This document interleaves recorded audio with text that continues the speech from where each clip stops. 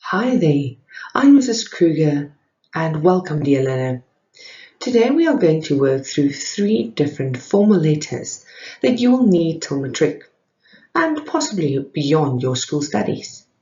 Make sure that you pay close attention to the format of any transactional layout as well as the given topic to ensure that you have great success in this question. Right, up on the screen is our rubric from the CAPS document, and it's important to understand the rubric to ensure that you know what to aim for and what we assess as markers. The content refers to the meat of the piece, the meaning behind the words, and if you answer the topic effectively, this is what we look at. You need to make sure that you discuss at least three things to really give your letter that outstanding content that we are looking for, because that will make it beyond what we expect from you as a grade 10 learner. The second part of this is the planning, of course. Now, let me make this very clear to everyone. It is super important that you have ample planning. If you don't plan, you're setting yourself up to fail.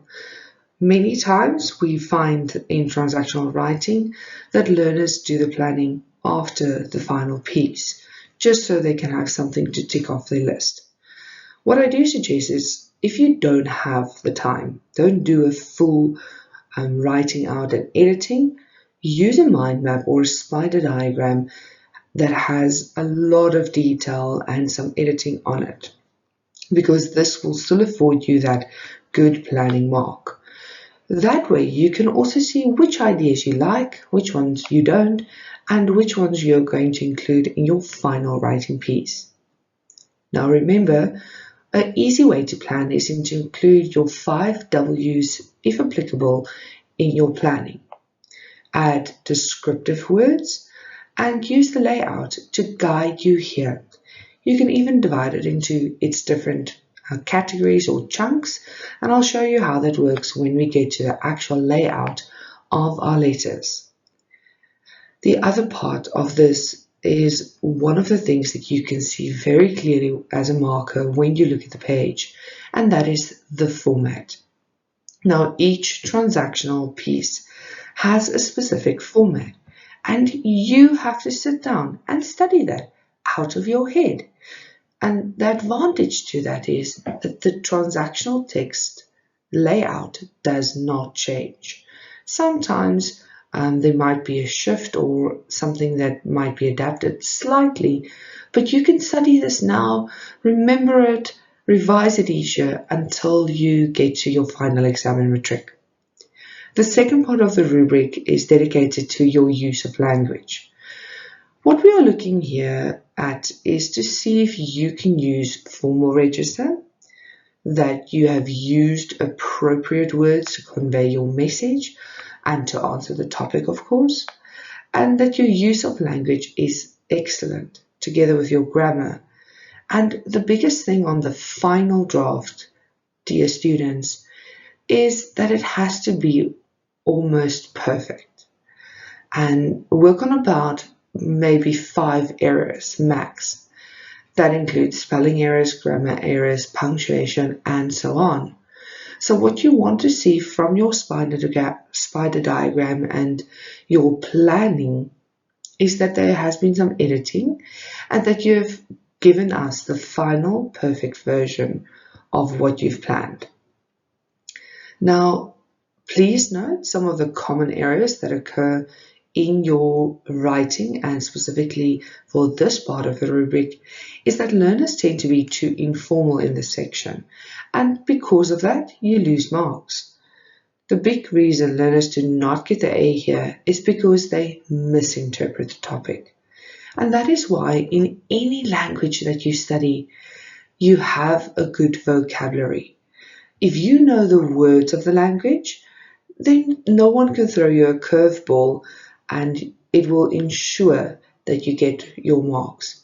Remember to look out for small things in your topic like a hyphen that could possibly change the meaning of the word.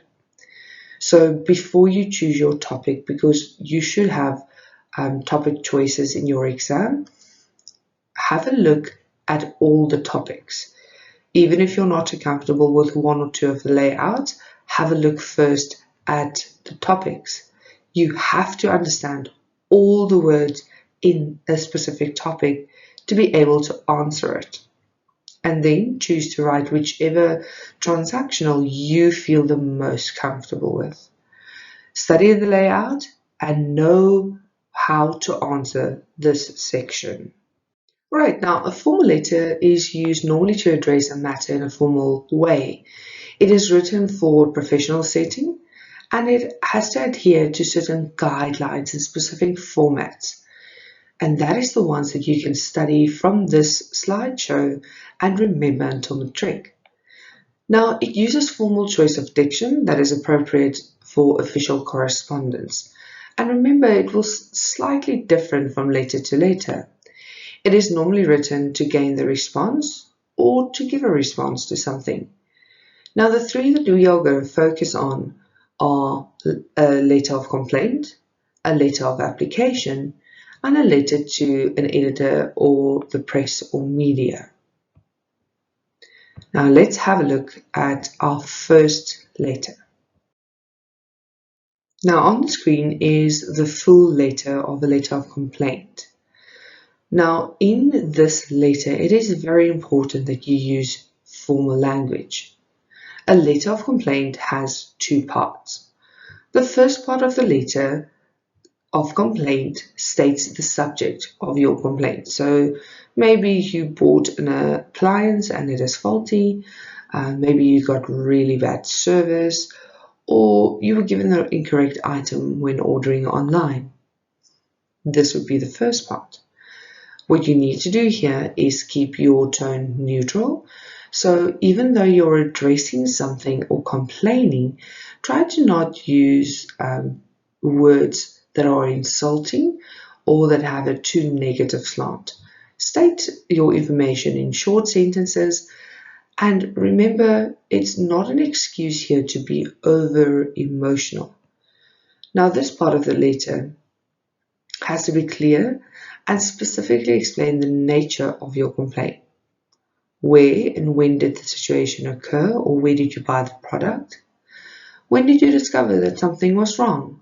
And clearly state what exactly is wrong. Maybe you bought a blouse or a jersey from somewhere and the buttons are coming undone. Discuss that, state it clearly. Remember, the more factual you are here and objective, the better your letter will be and the more formal it will appear. Remember to provide the reader or the marker with all of the information needed to respond appropriately. For example, you can add who assisted you, how much was the purpose. And remember, dear learner, this is creative writing. You are making up the evidence. We are trying to see that could you, in a real life situation, deal with something like this? Because it does happen, and how do we interact with the people around us in a formal, proper manner? And this teaches you that not only just for the later purpose, but in real life. If you had to go to Truist and talk to them about a product you had bought that you'd like to bring back and replace possibly, or get your money back, how would you deal with that situation? And a letter like this kind of gives you, some background or some information on what to use, how to behave appropriately. Now, the other part of this is that in your conclusion, you must clearly state what you would like them to do to fix your problem. And remember, we have to be realistic here. We can't demand them to give you a 500 Rand voucher if the purchase was 50 Rand, right? So be realistic in your expectations. And another example could be that if you purchase something faulty, you could request a refund or an exchange. Poor service might require an apology, and make sure that you are using very polite language to ensure that the tone comes across adequately. Now we're going to look at each of the elements of this letter. Now please note, for most of your business letters or formal letters, the layout more or less stays the same, except the last letter that I will show you. And of course, each of our content will differ because our topic changes and our type of letter changes. So let's have a look. Now, before we even start talking about the layout, it is very important that you work as neatly as possible. Use a guideline when setting up your sender's address to ensure that everything is aligned in a row, as you can see there below each other. So the 2 and the E and the P and the 0 and the 6 all in one line. All right, so what you're going to do when you write any formal letter, most of them except the letter to the editor, is you're going to place the address of the sender, that is you, on the right hand side. Now what I advise my learners to do is to have like a address that you memorize. And I mean, don't have to change your address. Your address will stay your address. So fabricate an address and remember the layout and keep that until matric if you want to, because if you eliminate that part of the creativity, then the rest becomes slightly more easy to manage. All right, so what do we have here? The sender's address follows the same pattern here. So everything that is written in black ink here, that is what your final will look like. Everything that's in blue ink or highlighted in yellow, that is for notes, for you to know in which order do we want to see the information. Right, first of all, in English, the street name. When we write this down, we first start with the number, then the name of the street, and then the type of street. Something like avenue, street, road, drive. Now please note that the name and the type of street, they are two separate words. They are also both capitalized. Very important, do not abbreviate the word avenue, street, road, and so on.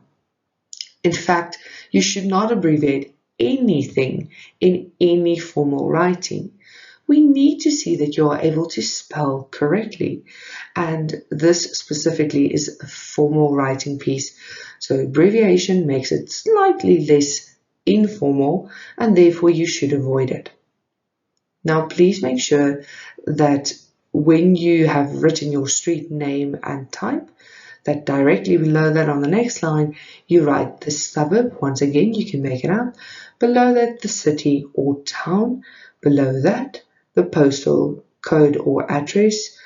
Now, remember, it always has to be 4 digits. Below this, on the sender's side, so the sender's address, you have to write the date. And think carefully about this. We sometimes just use the date that the exam or test is written, but sometimes when it's an advertisement or in your topic, we've given you the date. Just think carefully and use an appropriate date there. Now, in some of your manuals, you will notice that there's a line left open between the receiver's address and the sender's address. So what that means is, after the date, skip one line, and then on the left-hand side, start with your receiver's address. I know that in some of your books, it says to not skip a line, and to be quite honest, at the final exam, we don't really look at that.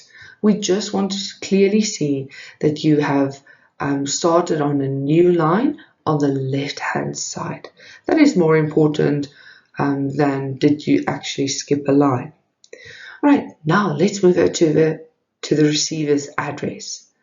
Now when you look at the receiver's address, you'll notice it changes slightly. This is a formal letter, so in the first part there you're not necessarily going to write the address. You're going to start with who the letter is going to. And in a business, you're going to address the person that has the highest rank, the highest position, and that will be the name that you write there, or the title. You can have the reservation manager, the principal, and so on. So think carefully about who would be the boss in the company that you're writing to. Then below that, you'll notice that we've written the name of the company. Now say, for example, you're writing to KFC. You'll put the manager. On the next line, you'll put KFC. You can write out the abbreviation there, and then the next part, so the address part.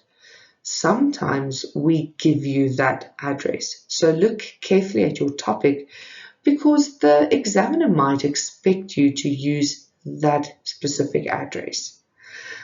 In this case, I've made it up. Businesses normally have a PO box address, and we'll talk about the do I put it out, don't I put it out debate.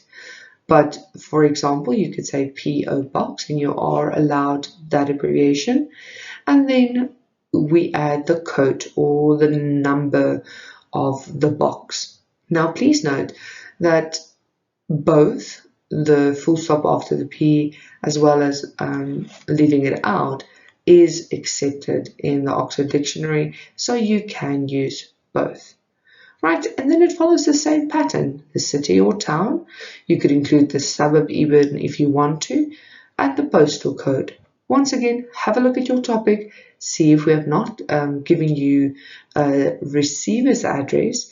It might be that you are shop number 504 in Menlyn, right? And then you'll add that into your letter. Now, when we look at the next part, what I want to see is that you leave a very clear line. Remember, we want to see the different sections in your document. So here, leave a line between the postal code and your greeting. Now, dear Madam Sir, that is your greeting. Because you don't know technically who you're writing to, stick with this formal address. Note that there are capital letters for Sir and Madam. Otherwise, if you know the relevant person's name, you can use it, but normally it is more formal to stick to Dear Madam or Sir. Right, we're going to move on to this next section, and then we'll talk about the subject line and what do we do with that. You'll see here we skip a line and then we'll go directly to the subject. So you're going to apply the necessary details, supply the necessary details, and make it as straightforward as possible. I like to add the word complaint here sometimes to say something, complaint about broken purchase. Now there's one big thing before we move from the slide that you need to take note of. There is absolutely no punctuation after the word Dear Madam or Sir, no punctuation after my title, unless it is a full sentence. Right, so where there are no full sentences, don't put full stops, we don't need them. Alright, so now we've moved from the formal details, the sender's address, the receiver's address, the greeting, Dear Madam or Sir, and then what my letter is about. Remember, all of those are important because they form the basics of your layout. Right, now this is just an example of what you could possibly talk about. I've just given you an idea. You're welcome to read through it. Now here in your body of your letter, ensure that you write very politely and talk about the actions required without being threatening. Remember to close your letter on a positive note. So pretend you are making a sandwich. Right, the first part has to be positive. I've been a customer of your store for the last 5 years. I buy your products because they're reliable or whatever. In the middle, just like a sandwich, put some of the meat or some of the lettuce or cheese or whatever you like on your bread. And then that becomes the argument or the difficult things to talk about. So then you say, I've done this, this is what happened to your product. And in the last part, you tell us, what would you like them to do? So I've said that in the third paragraph, I've already paid the full amount and would appreciate a refund or a replacement. And in the last part of my writing, you are going to then compliment your company again, and this will hopefully move them to action.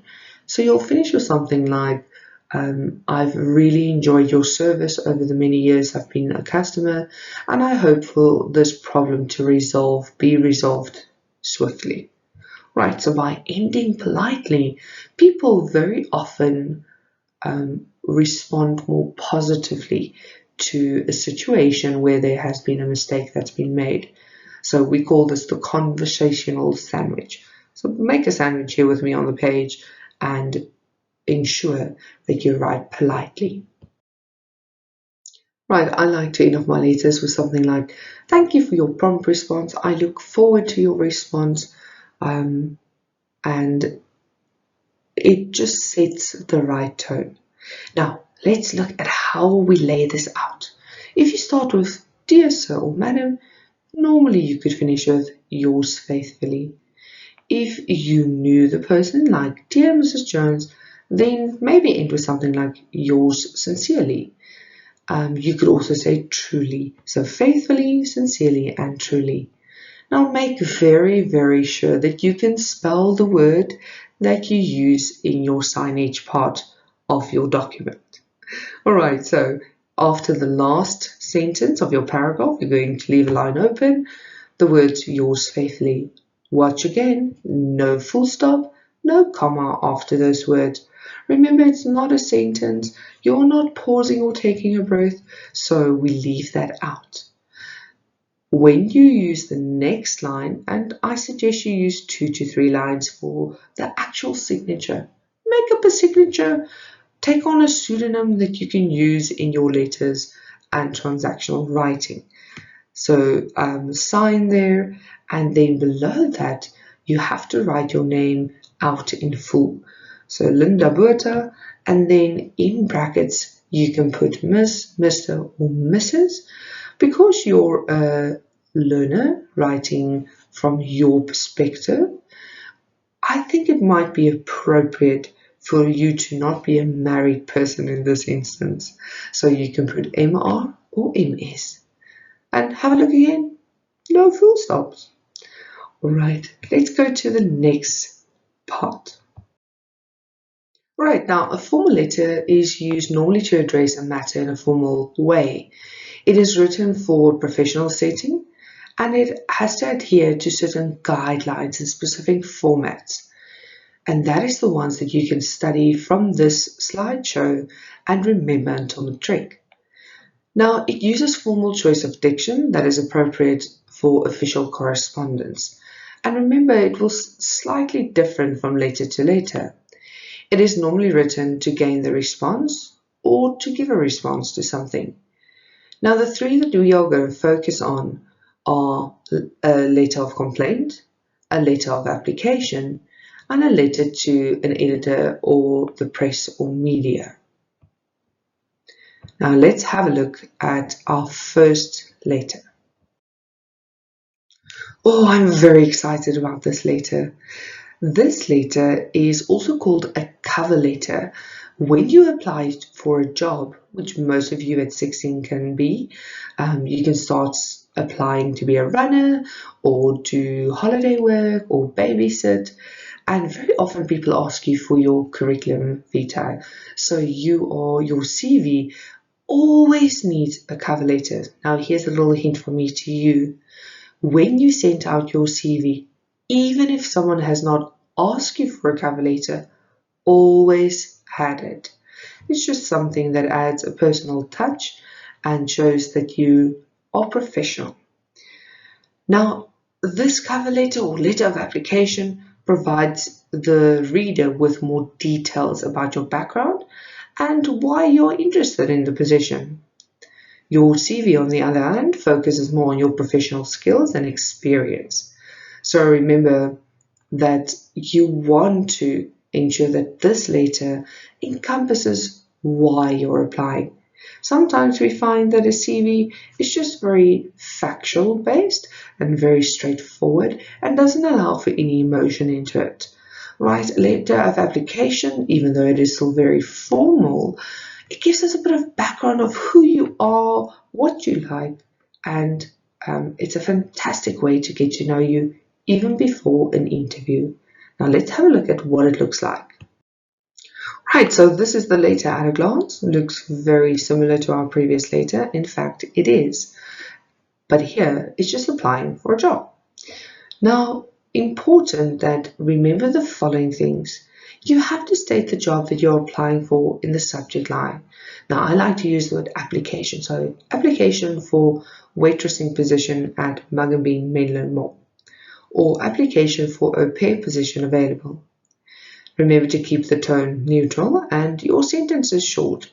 The reason for this is that as soon as your sentences become more complex, there is room for error. So the shorter, more succinct, the more accurate your sentences are. If you are struggling with grammar, spelling, sentence structure, perhaps adhere to this more to ensure that your language mark is adequate. Remember, letter of application is not a vain representation of who you are, but rather a document that shows a future employee why you would make a good candidate for the job. Now, in the first paragraph, think about explaining where you got the application and why, in short, you fit the bill. Follow this up in the paragraphs to follow and state several facts about yourself which are true and relevant to the application or job. Now, let me just put this in two categories. Firstly, if this happens in real life, please use true and relevant information. But we are making this up. So you need to look at the type of job and what would be applicable for this job. Now, let me give you an example. If you're applying to be a waiter, don't include how many makeup brushes you own or what your favorite pastime is, like you like to nap and listen to music, because it's not going to add to your current position you're applying to. Imagine taking a nap while you're supposed to send someone out their drinks. Try to focus on the following aspects, right? So these are things you can put into your planning. Provide details of why you want the job. For example, I am currently completing my high school diploma and would like to save to attend my matric dance at the end of the year. Something like that. You could discuss relevant qualifications that you might need and how much experience you have. Now, when I talk about qualifications, if you're at school level, which you are, and you're applying for a real job, add as much of your extramurals or activities or interest because they qualify who you are currently. For example, I have a standing babysitting job that sees me taking care of anything up to 5 children at one time. I have recurring clients that hire me for babysitting, which shows me that I'm good at taking care of children. All right, perhaps you're applying for a job as a caretaker in the restaurant play area, and you could add something like that. Now, do you hear that even though it's just babysitting, I can take care of 5 kids, I have clients that use me all the time. I've stated in such a manner that it sounds more appealing. What you also need to do in your paragraphs is elaborate on why you specifically would do well with this job. For example, talk about Mug and Bean's policy to ensure that customers receive whatever they've ordered within the first 8 minutes, especially if it's drinks, of being seated. Talk about something like, I am young and fit and strive to give my best. It would be a daily goal to ensure that I follow or include the mantra of the business and that is met. Right, lastly, clearly add what you would add to the company, my apologies, should they hire you. And I think this is vitally important because this is where your personality should come out. I believe that I add great value to a company. That's all good and fine, but you haven't really stated what that is. I'm innovative. I work well in groups, but can be independent. I function high under pressure and know that I will give it my all should you afford me this opportunity. Right, so let's look at it in more detail, specifically the layout.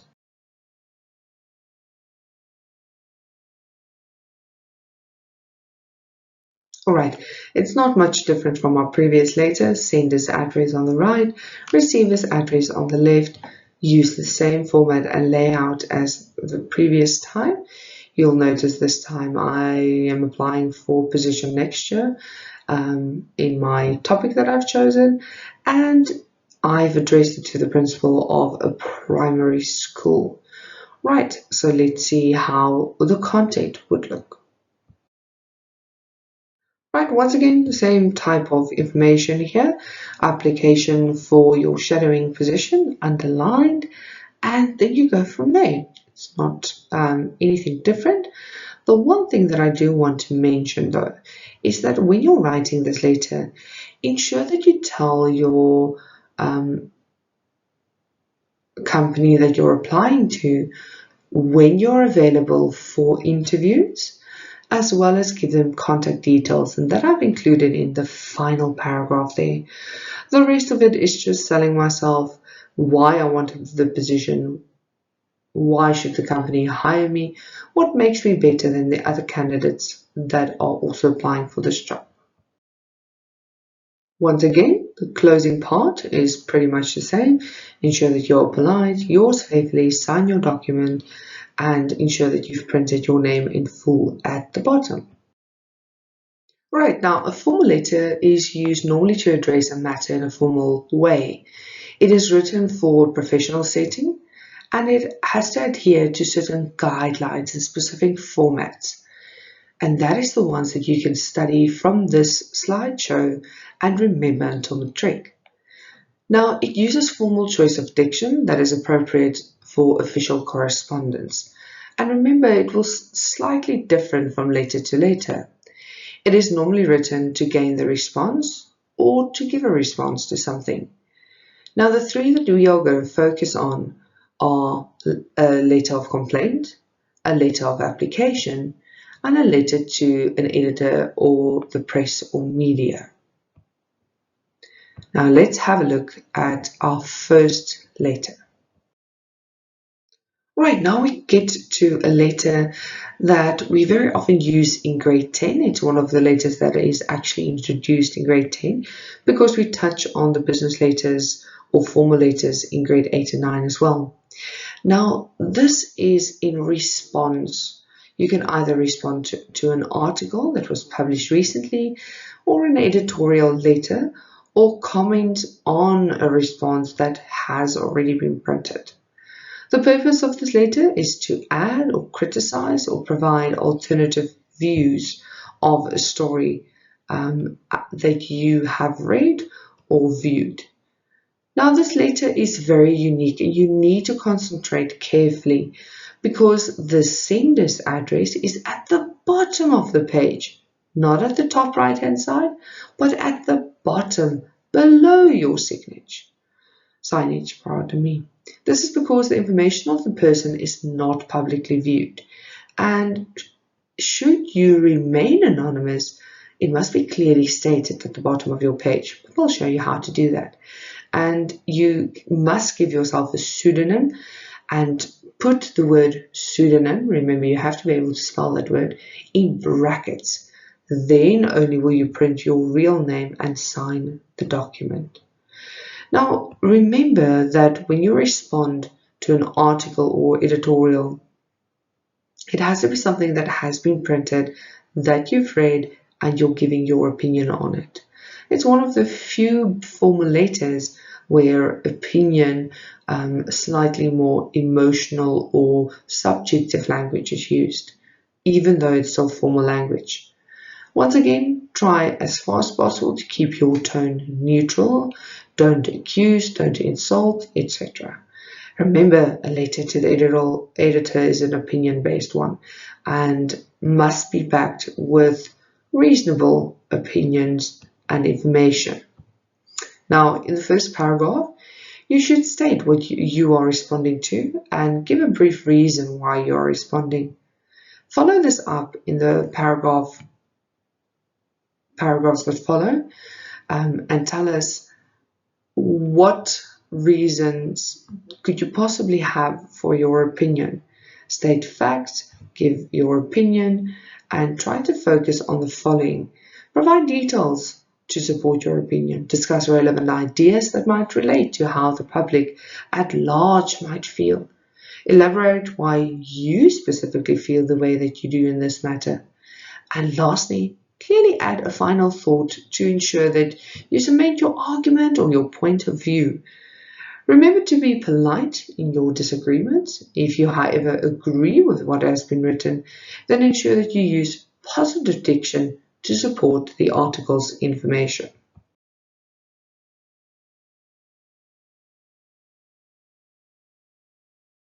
Right, so let's just quickly run through this. Please remember that we do not start with the sender's address.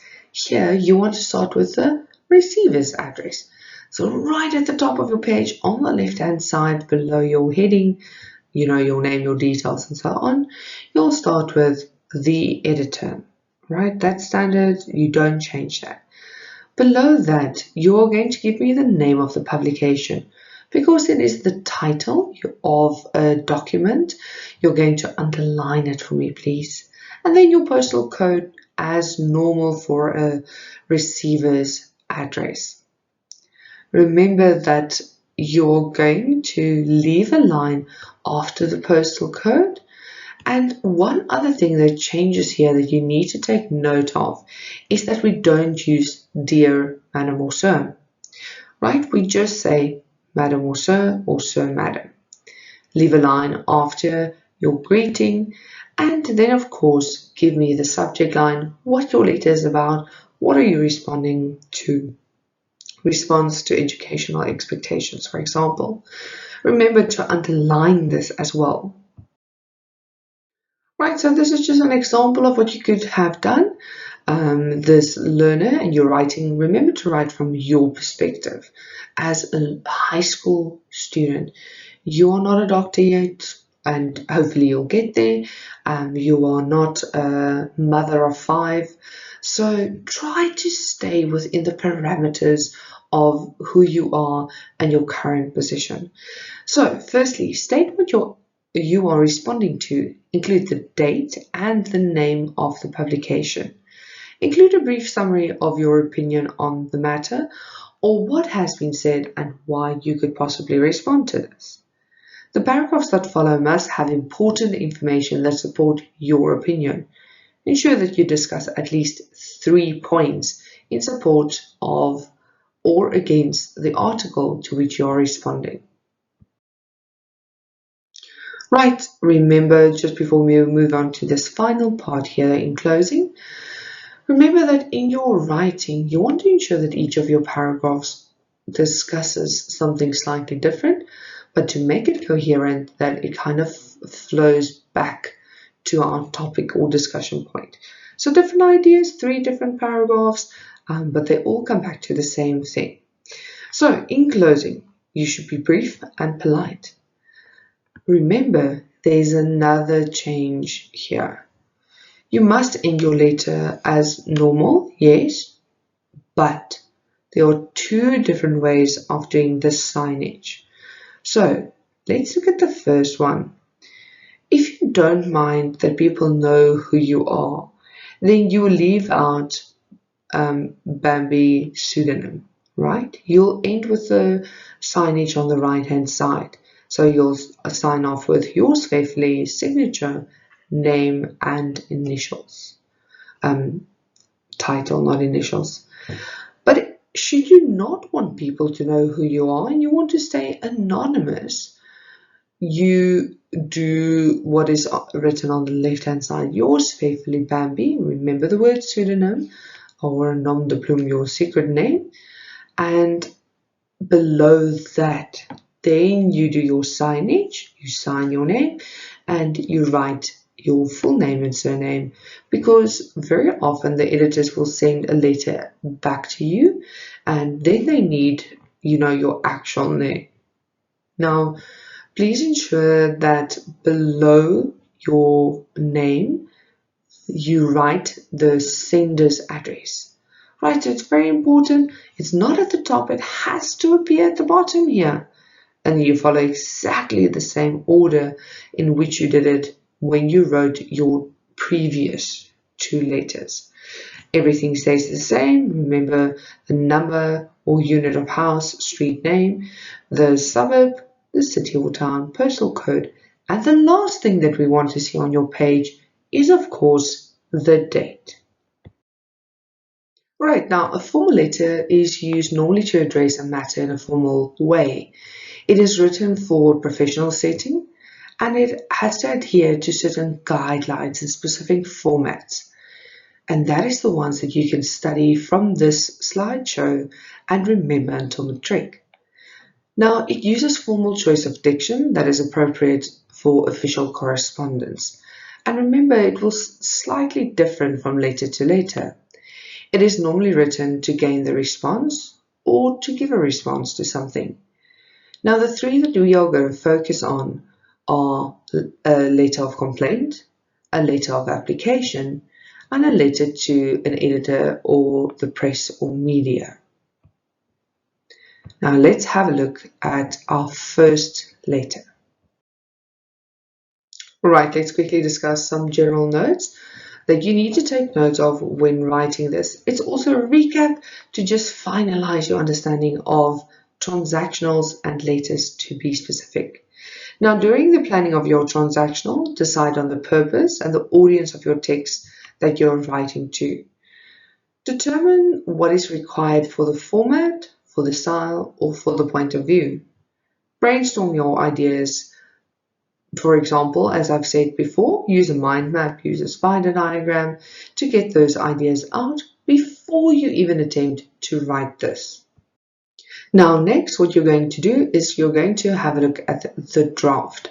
For some of you, there won't be a draft. You will only have a final that you will edit. There are a few things that I'd like you to look at. Firstly, check that you have adhered to the structure of the transactional that you have studied and make the necessary corrections where need be. Secondly, refine your word choice. Look at your sentence structure. The paragraphs, are they adequate? Add information, change words to make it slightly better. Then eliminate any ambiguity, verbosity, redundancy, slang, and offensive language. Ensure also to evaluate content by looking at it critically and asking yourself if you have fully answered the topic. Does each paragraph tell me something about your topic? And of course, look at whether or not your content is good enough to get you the marks that you want. Have another look at the style. Have another look at the register. Ensure that you always use formal register unless the piece requires you to do something else. Right, then what we have to do is check all the sentences that we've written carefully. Check punctuation first. Does it start with a capital letter? Does it end on a specific punctuation mark that is applicable? Check all your spelling. Look at it fresh with new eyes. Look at the grammar. Are they correct? Are they appropriate? You have to read through your final to ensure that you've delivered a perfect product.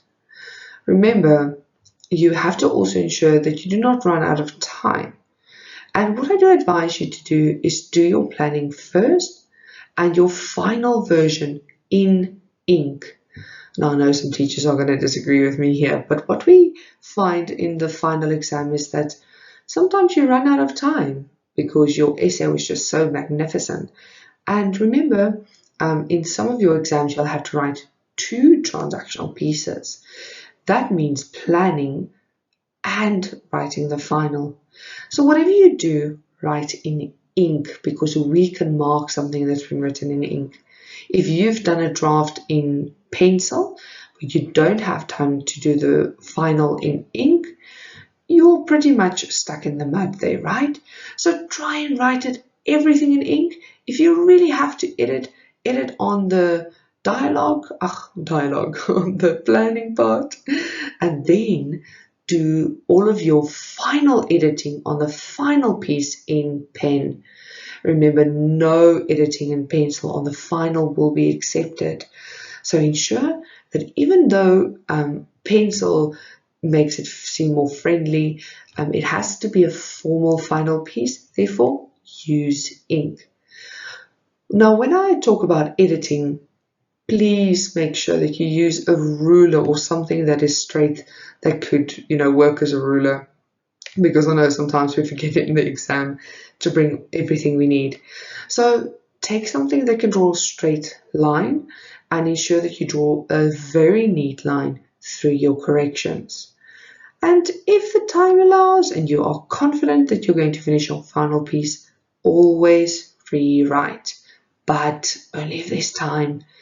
And remember, you have to work neatly. You have to write legibly, and what that means is that when I write, my A is a full A. The marker can see it's an A. Remember, as soon as we can't figure out what you're writing, we don't give you that mark. We assume that it is a spelling error. We do try to figure out, but it's not always that easy. Now, for the basic writing, ensure that you watch the upcoming videos to ensure that you practice on it at home.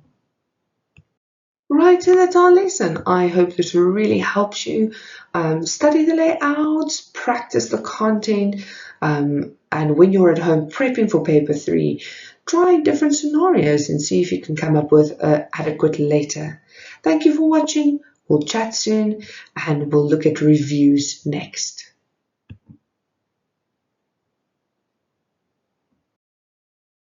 Right, now a formal letter is used normally to address a matter in a formal way. It is written for professional setting and it has to adhere to certain guidelines and specific formats. And that is the ones that you can study from this slideshow and remember until matric. Now, it uses formal choice of diction that is appropriate for official correspondence. And remember, it will slightly different from letter to letter. It is normally written to gain the response or to give a response to something.